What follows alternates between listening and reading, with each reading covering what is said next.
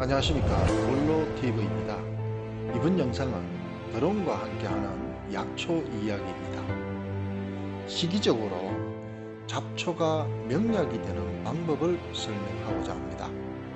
끝까지 들어보시면 유익한 정보가 되실 겁니다. 그리고 이번 영상은 신라 8개 중에 한 곳인 문천도사를 중심으로 촬영을 하였습니다. 문천이라고 하는 것은 경주 남천을 얘기합니다. 지금 보시는 이 강이 형산강 줄기의 남천입니다. 도사란 모래를 의미하는데 모래가 꿀로 올라간다는 뜻입니다. 지금 보시는 이곳은 경주 황리단길이 있고 여기가 과거에 경주 황교가 있었고 지금 보시는 부분이 경주 역사 유적지구입니다. 그리고 월정교가 있고 그 너머 첨성대가 있고 첨성대 가기 전에 계림이라는 곳이 있습니다. 지금 보시는 데가 경주 역사 유적지구입니다.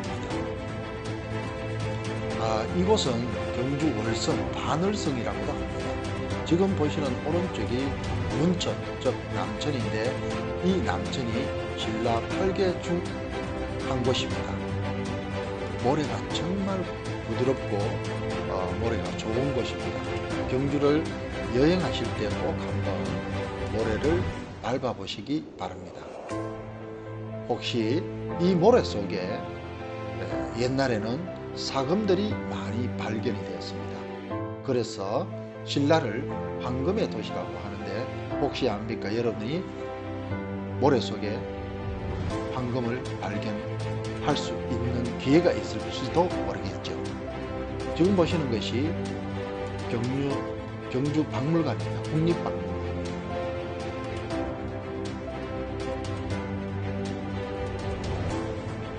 경주가 정말 아름답죠. 저는 아름다운 경주에서 살고 있습니다. 꼭 기억해 주십시오. 경주의 원료가 살아있다. 자, 그럼 오늘 산행을 시작을 한번 해보도록 하겠습니다.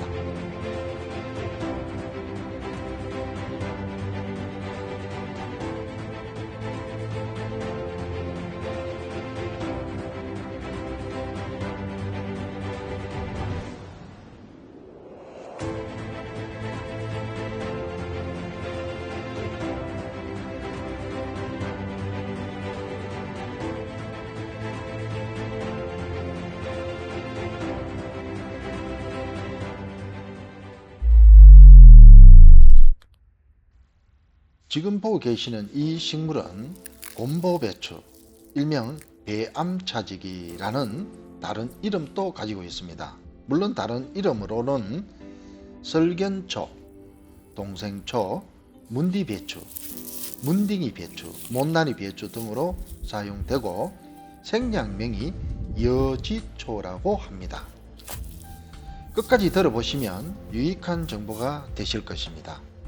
그럼 다시 시작하도록 하겠습니다. 이 식물은 꿀풀과에 속하는 식물인데 두해살이 풀입니다. 비릿한 냄새가 나는 것이 특징이고 하지만 끓여서 드시게 되면 한약 냄새가 물씬 풍깁니다. 효능으로는 감기, 천식, 기관지 관련에 사용을 하는데 배암차지기를 섭취하는 가장 좋은 방법은 발효시켜서 드시는 방법입니다. 그 중에서도 오늘 설명드리는 방법이 가장 좋은 방법입니다. 끝까지 시청해 주시길 부탁드리겠습니다. 요즘 같은 이른 봄에 채취한 고로쇠 수액을 가지고 약 한 6시간 정도를 달이게 되면 이 고로쇠 수액이 단맛이 강해지고 색이 연한 갈색으로 변합니다. 그래서 그 고로쇠 수액이 걸쭉해지는데 그 물을 설탕 대용으로 사용을 해서 약 보름 정도 곰보배추를 발효시켜서 드시게 되면 폐를 따뜻하게 하고 감기 및 각종 기관지 관련에 상당한 효과가 있는 것으로 알려져 있습니다. 그 밖에 천식을 앓는 사람은 전초를 이른 봄에 채취를 하여 두었다가 그것을 사용하는 것이 좋고, 그 이외의 방법은 생제 배암차지기인 경우는 약 한 10g에 물 0.7리터 기준으로 달여서 드시면 상당히 좋습니다. 또한 음료수 대용으로 마셔도 좋고, 집안에 상비약으로 두었다가 환절기 기침에 사용해도 좋습니다. 물론 어린이나 노인에게 다 사용을 해도 좋습니다. 물론 또 다른 방법은 배암차지기를 나물로 드시게 되면 봄의 기운을 듬뿍 받을 것입니다. 또 다른 방법은 끓인 물을 수제비를 해서 드시는 방법도 있고, 또 이 물을 가지고 전통주를 만드는 방법들도 있습니다. 하지만 가급적이면 배암차지기를 순수한 물에 끓여서 드시는 것이 가장 좋은 방법이라고 생각이 되어집니다.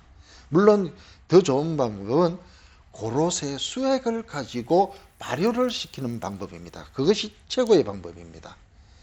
그럼 계속해서 또 다른 약초가 있는지, 나물이 있는지 한번 찾아보도록 하겠습니다. 지금 보고 계시는 이 식물은 전어라고 합니다.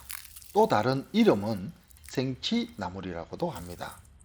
뿌리를 아삼이라고 하는데 뿌리가 상당히 큰 편이고 뿌리를 약재로 사용합니다. 주로 호흡기 질환과 염증을 다스리는데, 전어를 이야기하자면 반드시 함께 설명을 해야 하는 식물들이 있습니다. 즉 그것이 바로 유럽 전어와 사상자입니다.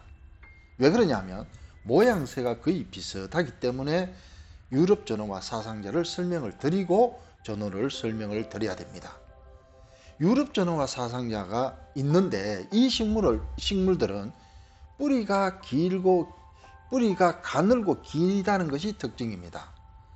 물론 그러니까 유럽 전어와 사상자는 두해살의 식물입니다. 그래서 뿌리가 가늘고 긴 것이 특징이고, 지금 보시는 이 식물은 전어는 여러 해살이 뿌리이기 때문에 뿌리가 굵고 큰 것이 특징입니다.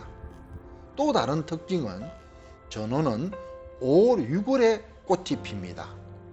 그 중에 꽃잎이 5장인데 그 중에 한 장이 특히 다른 4장에 비해서 크다는 것이 특징입니다. 물론 사상자는 6월에서 7월에 꽃이 핍니다. 피는 시기가 다르고 성장하는 시기가 다르기 때문에 모양새가 거의 비슷해도 일반적인 사람들은 보게 되면 거의 같은 식물로 판단하는데, 우리 약초 전문가들은 시기적으로 보면은 이것이 전어고 이것이 사상자라는 것을 알 수 있습니다. 전어와 유럽 전어는 시기적으로 같이 성장합니다. 그러나 씨앗이 다르기 때문에 금방 구분이 되어집니다. 이 식물은 미나리과 식물로 대체적으로 계곡 주변, 즉 음지 쪽에 습이 있는 곳에서 잘 자라는 것이 특징이고, 전어를 생치나물이라고 하고 뿌리를 아삼이라고 하는데 또 다른 혼동이 되는 이름이 또 있습니다. 우리가 잘 알고 있는 바디나물이 있습니다. 그 바디나물의 약재명이 전어라고 하는데, 즉 바디나물의 뿌리는 연삼이라고 합니다. 저 또한 이 약초 초보자일 때 이름 때문에 정말 혼동되는 나물이라서 상당히 어려웠습니다. 다시 한번 정리를 하자면, 지금 보시는 이 식물이 전어고 생치나물입니다.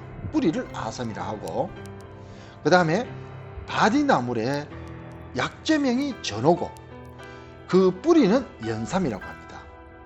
그렇게 구분해서 외워두시면 혼돈이 되지 않습니다. 물론 바디나물은 모양새가 전어하고 완전히 다릅니다.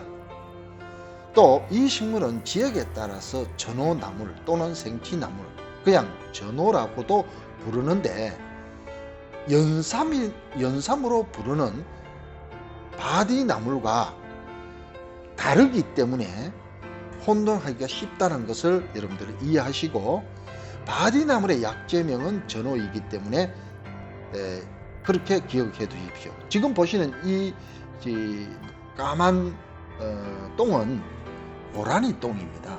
여기 고라니가 와서 이 전어나무를 겨울에 지금 다른 파란 풀들이 없기 때문에 고라니들이 여기 와서 이 전어를 뜯어 먹는 것 같습니다. 그래서 이 고라니들이 똥을 누고 간 것 같습니다. 이 전어를 지금 2월 3월에 이 전어들이 막 자라는데 맛이 향기가 독특합니다. 저는 이 전어 나무를 상당히 좋아하는 편인데, 이 나무를 가지고 삼겹살에 쌈을 싸 먹으면 정말 맛이 좋습니다.